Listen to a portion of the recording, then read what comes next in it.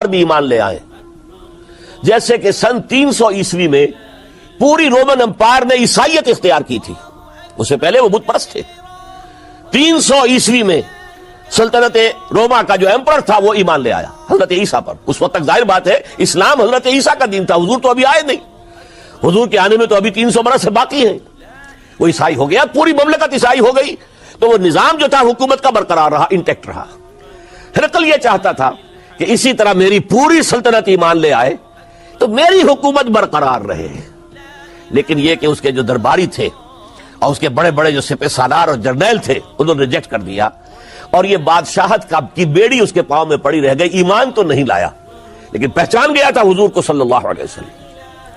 اور اس سلطنت روما سے پھر آپ کو معلوم ہونا چاہیے کہ مسلمانوں نے اس کی 3 ٹانگوں میں سے 2 ٹانگیں توڑ دی. پورے شمالی افریقہ سے نکال باہر کیا, پورے مغربی ایشیا سے, یہ شام اور ترکی کا علاقہ اناطولیہ نکال دیا, اور اس کی سلطنت محدود رہ گئی یورپ کے اندر. تو یہ عظیم کام ہوئے ہیں حضرت عمر رضی اللہ تعالی عنہ کے عہد میں. اب سوچئے یہ عظیم ریولوشن کا بھی کوئی کاؤنٹر ریولوشن ہونا چاہیے تھا کہ نہیں. ایرانی بڑے زبردست نیشنلسٹ لوگ تھے, نسل پرست, اپنی نسل پر فخر کرنے والے. ہماری روایات عظیم ہیں, ہم خسرو کے وارث ہیں. اور آپ کو معلوم ہے کہ آخری جو بادشاہ تھا رضا شاہ پہلوی, وہ چاہتا تھا کہ خسرو کے دور کی عظمت اور سطوت کو دوبارہ لے آئے. 2500 سالہ جشن اس نے منایا تھا.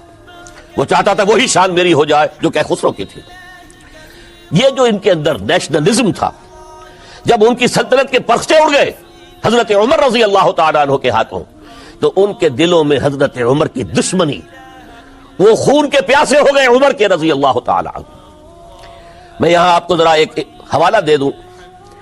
فردوسی نے جو شاہ نامہ لکھا, حالانکہ وہ مسلمان تھے لیکن چونکہ پرانے ایرانی ذہن کی عکاسی کر رہے تھے, تو انہوں نے جب کہ عرب فوجیں آئی ہیں تو اس نے ایران کا جو اپنے اوپر فخر تھا اس کی ترجمانی کرتے ہوئے لکھا ہے, زشیر شتر خوردنو سوسمار عرب را بجائیست آیت قرار کہ تختے کیا را کنند آرزو تفو برتو ہے چرخ کرداں تفو. کہ یہ عرب اونٹنیوں کا دودھ پینے والے, گوہ کھانے والے. یہ گوہ ایک بڑی سی چھپکلی کا جیسا جانور ہوتا ہے جو صحرا کے اندر ہوتا ہے, اور وہ اپنا ایک گھر بنا کر رہتا ہے, اسے کھاتے تھے. تو یہ گوہ کھانے والے, اونٹنیوں کا دودھ پینے والے عرب آج